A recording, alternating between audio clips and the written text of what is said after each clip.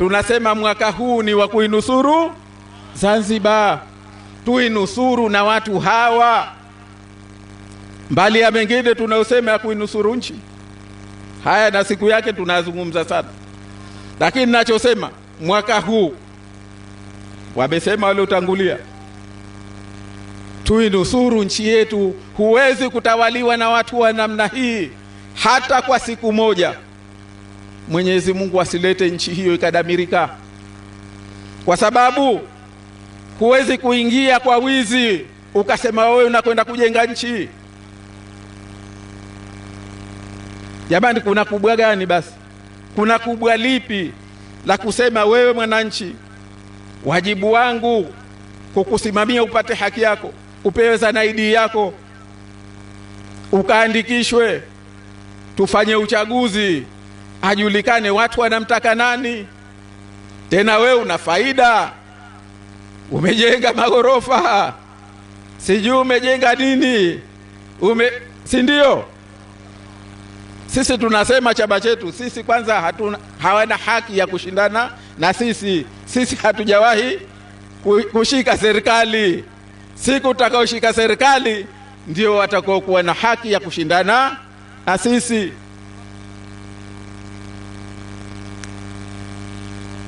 Na sisi tunachosema, wao wanasema sijui tumetimiza, tumetekeleza ilani. Ndugu zangu, wasitufanye wajinga.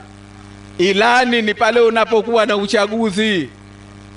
Maana ilani ni bidhaa ya chama. Unakwenda unaambia watu kwamba jamani, mimi nitawafanyia haya. Watu wakikupa ridhaa, una haki ya kuja kujilabu. Lakini leo hukufanya uchaguzi, umeiba, umeua, umejeruhi, halafu leo unakuja kujisifu nimetekeleza ilani. Hii mambo uzungumzeni ndani huko. Kama hukuwa na uchaguzi, hapana ilani, kwa sababu watu hawakuichagua na watu hawakukuchagua. Ndugu zangu, tunaposema kwamba mwaka huu ni wa kuinusuru Zanzibar, ni kwa sababu la mwanzo tuondokane na utawala huu wa kidhalimu, tuondokane na utaratibu huu wa kihuni wa kuendesha nchi, tuondokane na shaghala baghala hii, kwa sababu hii hatuwezi kufika pahala. Hawa wanaiba, wako tayari kuua, kwa sababu wanalolitafuta ni kuiba. Mmeona makamu mwenyekiti kasema, tuna wajibu wetu wa kwanza ni huo. Na ndugu zangu, sisi hatuendi kwenye uchaguzi kwa kwenda kusema tunakwenda kutafuta ushindi. Wametushinda lini? Jamani, tumeshindwa lini? Ama kutuibia, hilo wamezoea. Hawajawahi, kwa sababu sisi ni washindi. Tunalosema mwaka huu, hicho kitabu cha zamani. Kitabu cha sasa tunasema ujinga ujinga, ujinga ujinga. Tunachosema sisi, akitokea mtu katanga ana kura zake 20, kama walivyofanya mara iliyopita, wengine hata 20 hawakutimiza, wakatangazwa ubunge, akatangazwa mwakilishi, na wengine wakenda wakahongwa na unaibu waziri, kichwa hawakiwezi. Wanaona kama, na wakipita mtaani kama kweli wanajifanya kama kweli wawakilishi, wengine kama kweli wabunge, na wanazungumza wakali kama hawakuitwa heshimiwa. Hawa paka shume, hawa marai ndio mwisho wao. Marai paka shume ndio mwisho wao.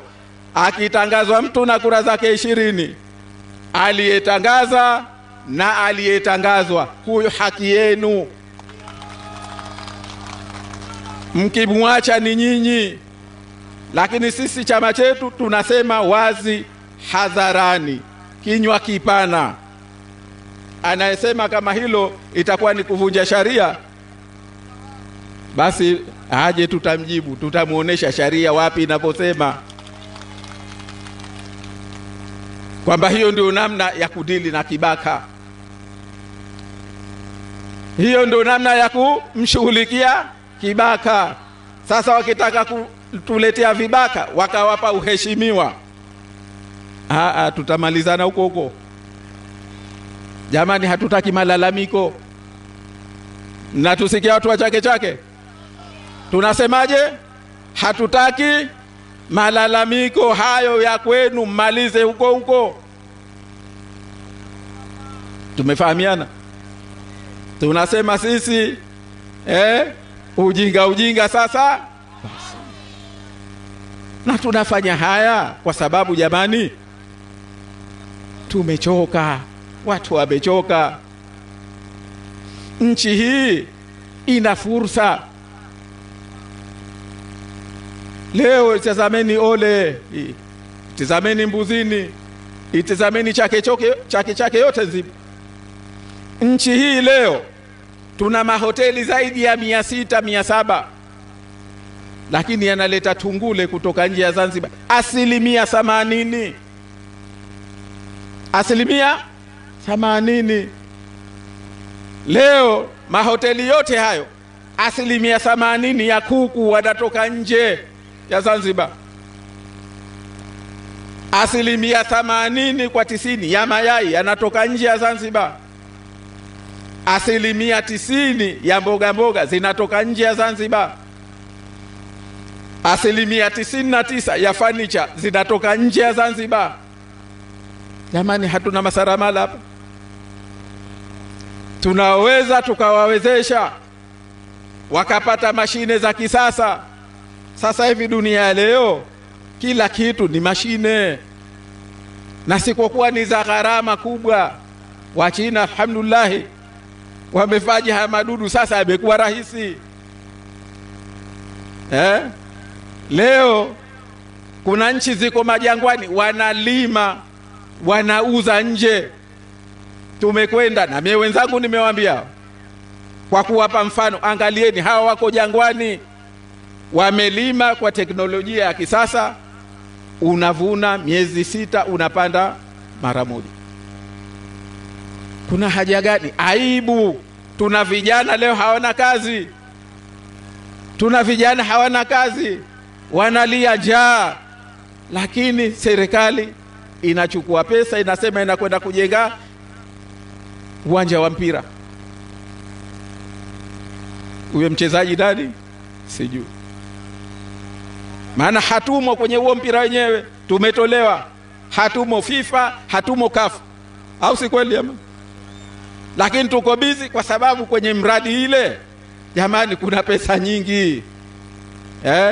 Ndio nasema kwa sasa hivi tunachofanya ni kukagua tu mshipa. Itakuja siku tutakuja kupasua. Hapo ndio mtakapojua nchi ilivoliwa. Ndio mtakapojua tunachosema sisi. Watu tumechoka umasikini huu. Wewe ni kiongozi, huoni aibu? Huoni haya? Kwamba eti wewe ni kiongozi unaongoza masikini hawa pasipokuwa na sababu. Leo tuna vijana wamemaliza humu, wamesoma, lakini nenda kwenye mahoteli yote, wale maafisa utumishi, mameneja utumishi, 95% wanatoka nje ya Zanzibar. Na wenzetu hawana habari. Tunachosema sisi ni mwaka wa kuinusuru Zanzibar, kwa sababu tunachotaka ni kuinusuru nchi, kuinyosha nchi, lakini na kuwanusuru watu wetu. Je, unataka kuboresha muonekano wa nyumba yako au ofisi? Jibu lako ni Lau Pavement.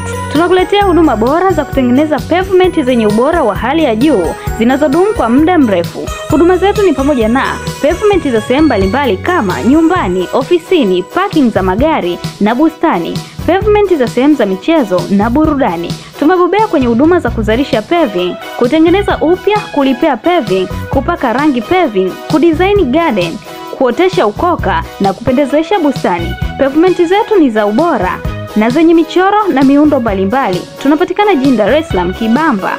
Wasiliana nasi kwa simu namba 0679 720739 au 0765 3372 0763 Karibu Lau Pavement kwa huduma bora na viwango vya juu vya paving.